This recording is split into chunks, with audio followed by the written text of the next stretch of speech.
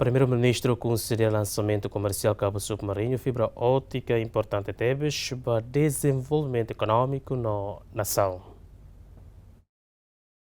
Iha âmbito lançamento comercial cabo submarino fibra óptica nebe jere husi cabo Timor-Leste EP, tersane primeiro-ministro Kairala Sanana Guzmão Hateten, o lançamento no dar passo importante ida ba Sistema Nacional de Telecomunicação, também se aumenta a criatividade e railaran no mostra iliur ida nebe diakliu, no sei tulun parte hotu ho desenvolve economia nação. Também se governo husuba entidade hotu e setor público no setor privado, ho de aproveita a oportunidade ho de desenvolve economia país ida nebe resiliente no sustentável. No se governo husuba empresa nebe responsável ba cabo referido, atu serviço ho diak, no nebe lefo benefício ida nebe significativo ba povo na nação. E de volta um passo importante ida, o início operação comercial Cabos de Timor-Leste EP.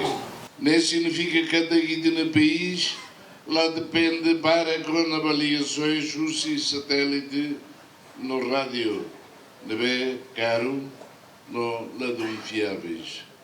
Sanana mos husuba jovem sira atu a criatividade ho de desenvolve programa sira, no mos aproveita a tecnologia ho de cria negócio, ho de aumenta emprego e railaran. E tem jovens sira labela nessa de consumidores de tecnologia. Sira tem competência e oportunidades, a utiliza tecnologia onde cria negócios, presta serviços, não resolve problemas na BEI e tem país em frente a rural. Se o governo mostra reconhece a conectividade, se for mostra responsabilidade, nebe bot, também o governo continua a criar legislação sira, nebe adequado, onde bele combate crime cibernética e railaran. Conectividade bot liu, lorimos responsabilidade bot. Internet proporciona conhecimento, comunicação, oportunidades económicas.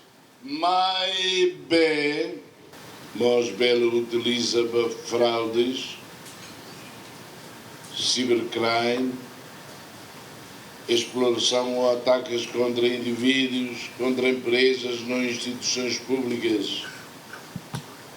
O governo se continua a desenvolver leis e instituições com capacidades técnicas necessárias a do combate cybercrime, protege a informação pessoal, não defende interesses sistemas nacionais. Utilização cabo submarino fibra óptica, se for vantagem bot ba Timor-Leste, também internet ou velocidade bot não estável, volume barato, desenvolve economia no negócio digital, se moderniza, não melhora serviços sira e setor público. No investimento ba cabo submarino fibra óptica governo prevê orçamento quase 1 milhão hatlo resintolo.